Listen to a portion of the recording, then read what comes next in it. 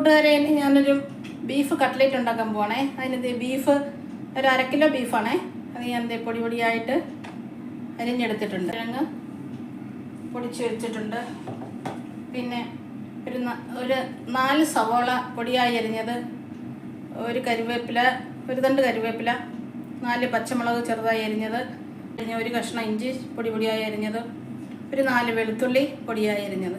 ഇനി നമുക്കിതെല്ലാം ഒന്ന് വഴറ്റിയെടുക്കാം.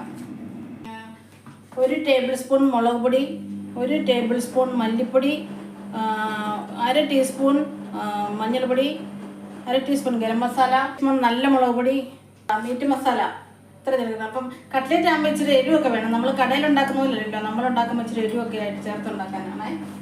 ഞാനതെല്ലാം ഒന്ന് ശരിയാക്കി ഇട്ട് കാണിക്കും. ആദ്യം നമ്മൾ കടുകിട്ട് പൊട്ടിച്ചു, പെരുംജീരകം പൊട്ടിച്ചു. പിന്നെ നമുക്കിനി ഈ അരിഞ്ഞു വെച്ചിരിക്കുന്ന ഓരോ സാധനങ്ങളും നമുക്ക് ഇട്ട് കൊടുക്കാം. ഇഞ്ചി, വെളുത്തുള്ളി, കറിവേപ്പില, പച്ചമുളക് ഇട്ടൊന്ന് വഴറ്റിയെടുക്കാം. വഴറ്റി കഴിഞ്ഞ് നമുക്കതൊന്ന് കോരിയെടുക്കണം. ഇതിലേക്ക് നമുക്ക് ബീഫ് ഇട്ട് നന്നായിട്ട് വരട്ടി അതിൻ്റെ വെള്ളമയമൊക്കെ ബീഫിൻ്റെ മാറിയാലേ ഉള്ളൂ കട്ട്ലേറ്റിൻ്റെ ടേസ്റ്റ് ഉണ്ടാവുള്ളൂ.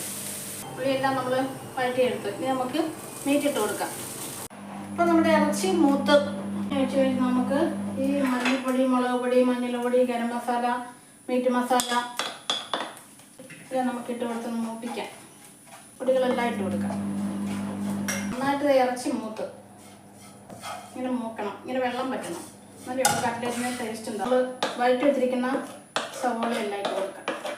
താഴ്പോലും ഇപ്പം പൊട്ടറ്റോ പൊടിച്ചതിട്ട് കൊടുക്കാം. ഇനിയാണ് നമുക്ക് പണി. ഇതൊന്ന് ഇളക്കി കൂട്ടുക. ഇനി മല്ലിയിലയും കൂടി ഇട്ട് കൊടുക്കണം. കുരുമുളക് പൊടി,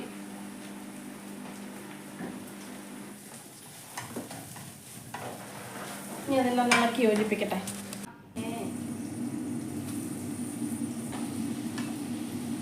ഇപ്പോൾ കൂട്ടുകാരെ, എൻ്റെ കട്ട്ലേറ്റ് റെഡിയായി. എല്ലാവർക്കും ഇഷ്ടപ്പെട്ടെങ്കിൽ ലൈക്ക് ചെയ്യുക, ഷെയർ ചെയ്യുക, സബ്സ്ക്രൈബ് ചെയ്യുക, സപ്പോർട്ട് ചെയ്യുക. എല്ലാവരും ട്രൈ ചെയ്ത് നോക്കണം കേട്ടോ. Okay, by.